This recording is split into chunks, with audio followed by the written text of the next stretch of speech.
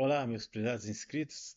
Vamos ver hoje, conforme já tínhamos visto no vídeo anterior, né, que tudo que acontece no país, o que acontece na nossa realidade política, ela já passou antes pela literatura, conforme eu falei ontem no vídeo anterior. Então, hoje nós vamos ver neste vídeo a Guerra dos Farrapos aqui no Rio Grande do Sul, que durou 10 anos de luta por autonomia política, menos impostos e liberdade econômica. Os gaúchos estavam sendo estrangulados pelo Império, abaixo de impostos e opressões, e o povo se revoltou, né? Então, meus amigos, a Guerra dos Farrapos, ela foi chamada de Revolução Farroupilha, foi a mais longa revolução do período regencial, que começou o período regencial começou em 1831 e foi até a maioridade do Dom Pedro II, né?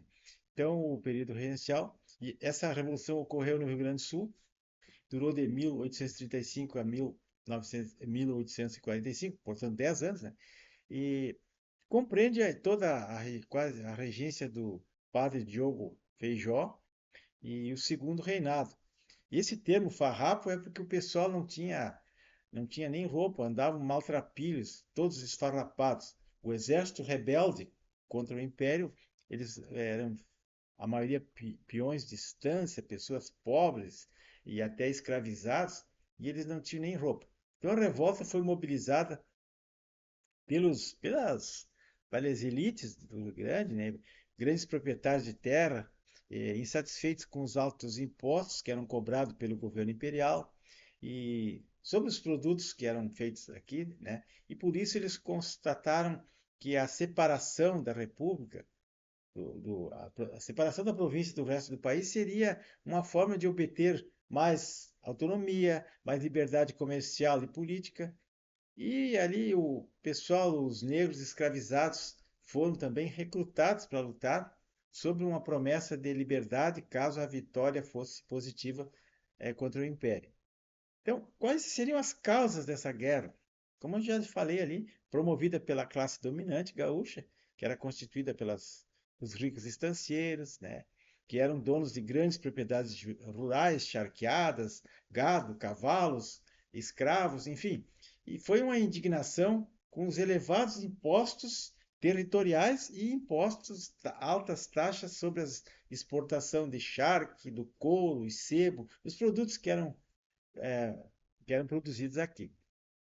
O charque gaúcho, para ter uma ideia, ele era taxado em 25%, né, de impostos, enquanto que o charque uruguai, por exemplo, pagava só 4% para ser vendido lá no Império, lá no Rio de Janeiro e nas outras províncias do Brasil. Também havia um ressentimento contra o governo imperial, que sempre recrutava homens e cavalaria aqui no Rio Grande do Sul, mulos e tal, para as lutas contra os territórios fronteiriços aqui, como era o caso do Uruguai, Argentina, e aos poucos, muito pouco beneficiava a sociedade local que ficava isolado aqui na província sem nenhum recurso que viesse lá do Império. Nós éramos esquecidos aqui. Bom, além disso, havia as ideias republicanas e federativas que encontraram grande receptividade aqui entre os rio-grandenses, que eram estimulados pelas repúblicas vizinhas, aqui as Platinas, e a situação foi se agravando com a nomeação do moderado, o juiz Antônio Rodrigues Fernandes Braga, como presidente da província, e pelo regente Diogo Feijó, o que não foi aceito pelos gaúchos. Eles não queriam esse cara na presidência da província.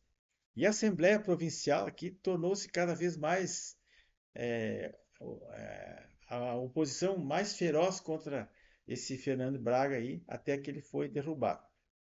No dia 20 de setembro de 1935, houve uma revolta, um pouco mais de 200 cavalheiros, que cercaram a cidade de Porto Alegre, e uma pequena força armada que foi enviada para dispersar os rebeldes foi repelida e obrigada a regressar. E o presidente Fernando Braga fugiu para a vila de Rio Grande, instalou o governo dele lá, na atual cidade de Rio Grande, que é bem no sul do estado. E no dia seguinte, o comandante da Guarda Nacional local, que era o coronel Bento Gonçalves da Silva, um dos líderes do movimento, que tem aí a foto dele, né, na, na- aí na imagem, né? E esses líderes do movimento, eles conseguiram entrar em Porto Alegre em 1836, com o apoio da Assembleia Provincial, que deu apoio, e foi proclamada no ano seguinte, né, uma República do Piratini pelo então general Antônio Souza Neto. Isso é tudo baseado num romance, que eu vou deixar na descrição para vocês, porque é história, né? É romance histórico, conta direitinho como é que aconteceu, de uma maneira romantizada e bonita, e um filme que eu vou deixar na descrição para vocês, que vocês vão ver que tudo que aconteceu no passado tende a se repetir. As opressões, a cobrança de impostos, a corrupção, essas coisas não mudam, né? Bom, diante dessa situação, o regente, então, o Diego Feijó, lá da corte, nomeou o novo presidente da província, o advogado e diplomata José de Araújo Ribeiro, que era o futuro Visconde de Rio Grande, né? E a guerra continuou e os legalistas conseguiram prender vários chefes rebeldes, entre eles Bento Gonçalves da Silva, que foi mandado lá para o Forte do Mar, na Bahia, de onde ele conseguiu fugir depois, né? E em setembro de 1937, Bento Gonçalves regressou ao Rio Grande do Sul e aí sim ele conseguiu assumir como presidente da República do Piratini. E a luta dos rebeldes era cada vez mais popular, né? A população ia se entrosando com o apoio do revolucionário italiano mercenário que teve aqui, Giuseppe Garibaldi, e o movimento foi se propagando, foi até para Santa Catarina, e lá tentaram construir outra província independente lá. Enquanto isso, devido às disputas políticas aqui, o Diego Feijó foi obrigado a renunciar. E iniciou-se a regência de Araújo Lima, outro regente, apoiados pelos conservadores. Bom, e em 1940, com o golpe da maioridade para antecipar, antecipou a maioridade do Dom Pedro II, que era um menino, ele foi concedida anistia a todos os revoltosos do político do período regencial aí, e o novo presidente do Rio Grande do Sul, o Álvaro Machado, ele foi nomeado pelo governo imperial e ele tentou então convencer os rebeldes a terminar a guerra e aceitar uma anistia, mas ele não conseguiu. Só em 1842, para terminar com o conflito, o general Luiz Alves de Lima e Silva, o futuro Duque de Caxias, né? Ele foi nomeado presidente da província do Rio Grande do Sul e comandante das armas. Ele tinha a carta branca do imperador para botar ordem na casa aqui e acabar com a revolução. E o objetivo era acabar com a luta e pacificar a província, enfim. E após várias derrotas dos farroupilhas, eles acabaram negociando o fim do conflito com o governo imperial e a Revolução Farroupilha se encerra com o Tratado de Ponche Verde em 1º de março de 1845. O acordo, né, que eles fizeram foi muito bom, porque tinha 12 artigos e dava anistia ampla e restrita para as pessoas que participaram das lutas, devolvia as propriedades. No entanto, não foi solucionada uma questão principal, que era a libertação dos escravizados, que só foi acontecer bem mais tarde, né? E eles lutaram durante 10 anos, mas não conseguiram é, ser alforriados, né? Todo mundo. A, o processo de abolição ainda continua. Então, nós vimos aqui, pessoal, aqui o general Antônio de Souza Neto, que foi um dos proclamadores da República, está aqui o filme que eu vou deixar para vocês sobre ele, é interessantíssimo, um verdadeiro general, um verdadeiro líder, um homem de fé, né? Aqueles que brigavam de espada na mão, não uns covardes que se escondem debaixo da cama aí e prestam continência para comunista. E aqui o Bento Gonçalves da Silva, que foi o ícone da Revolução, né, que começou tudo, né? Que depois ele foi preso, ele acabou se incomodando muito por causa disso, mas ele durante 10 anos, quase 10 anos, o Rio Grande do Sul foi separado do Império, foi uma república independente. Mas depois, ninguém consegue enfrentar um império poderoso, bem armado, com milhares de soldados, canhões, cavalaria, e um Estado pobre, por causa da falta de recursos e logística, que a Revolução Farroupilha acabou dando em nada.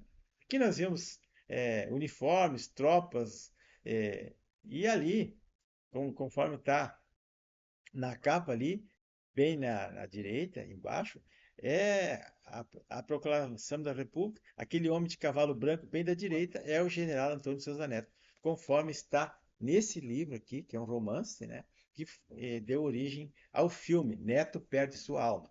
Então é interessantíssimo, não só pelas paisagens, pela beleza do filme, pela trilha sonora, mas pelos diálogos que o general Souza Neto dá uma verdadeira aula do que é um oficial responsável pela sua tropa e que tem autoridade sobre os seus comandados. É um homem de honra, que dá exemplo, que vai na frente. Não é o pessoal que fica aí se escondendo e se vendendo por migalhas. Depois, quem muito se abaixa, acaba depois rastejando para os tiranos. Então, pessoal, aqui vou deixar para vocês, na descrição está esse filme aí, Neto Perde Sua Alma, está de graça no YouTube.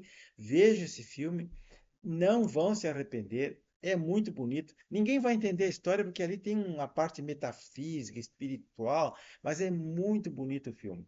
Olha, parabéns ao autor, o Tabajara Ruas, que escreveu esse livro. E eles fizeram o o filme foi copiado ipsis literis do livro, né? A interpretação é magnífica, né?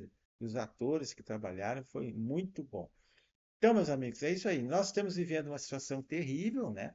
Que ninguém mais se entende. Nós temos, parece que uma quadrilha que nos oprime, que nos manda, faz o que bem entende, não obedece mais nada, não cumpre a Constituição, não obedece às leis, faz o que bem entende. Então, está uma situação muito ruim. Então, eu não posso falar nada aqui. Então, eu estou falando em metáforas aqui.